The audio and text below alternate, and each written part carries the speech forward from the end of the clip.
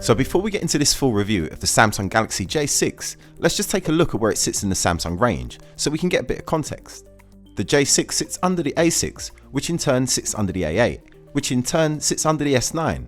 So the J6's job here is to save you money over the more expensive A6, and to do that, of course, it'll need to cut some corners, and it does. But before we get into that, let's take a look at this phone and what you're getting here.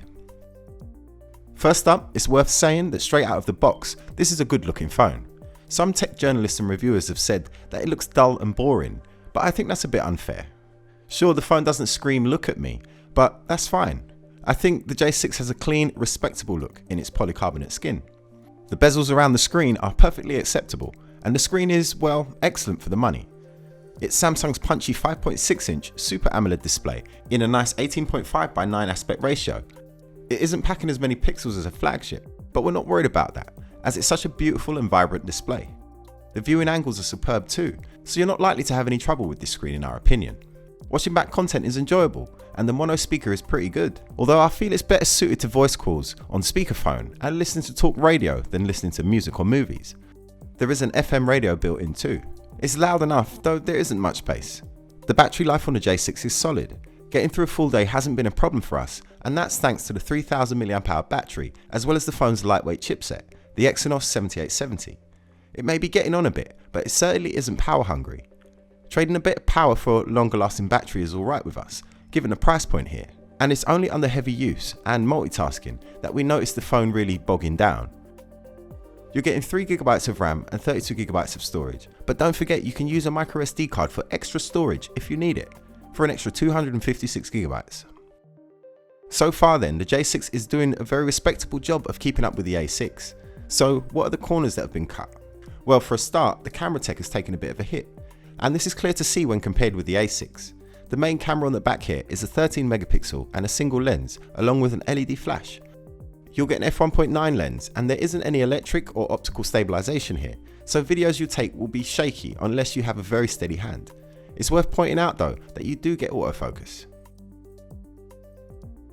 Looking at these images, you'll see that there's an overall lack of detail, which is especially true in low light conditions. In low light there's a lot of noise and you can see the camera is really struggling here. In brighter conditions you'll get usable pictures, but you won't get the colour reproduction or the detail of the A6. The J6's images are a bit washed out by comparison.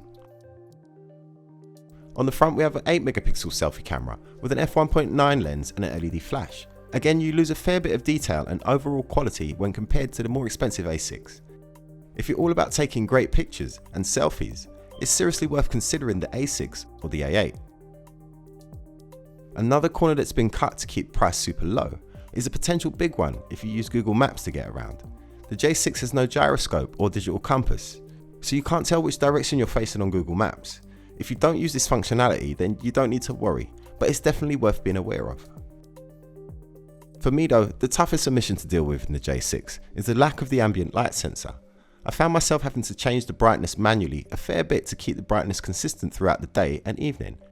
Now I was doing this more in the beginning of my time with the phone than in the last week or so, and that's because after a while you learn to just live with the screen being brighter. Don't forget you're getting a micro USB connector here, not the modern USB Type-C, which is pretty much the norm nowadays. That won't bother you if you're coming from a phone with a micro USB, but it will probably be a put off if you're used to using a phone with USB Type-C. Fortunately, you're treated to a 3.5mm headphone jack with the J6, which is handy to have and for some people is essential. I'm certainly happy that Samsung does this. So all in all then, if you're after a good entry-level smartphone with a great screen and a decent build quality, the J6 is a great starting point. We'd recommend comparing it with the A6 to make sure you're getting exactly the phone you want. I hope you found this review useful. If you did, please hit thumbs up and subscribe for more. With over 23 years of award-winning customer service, find your next phone at Direct Mobiles.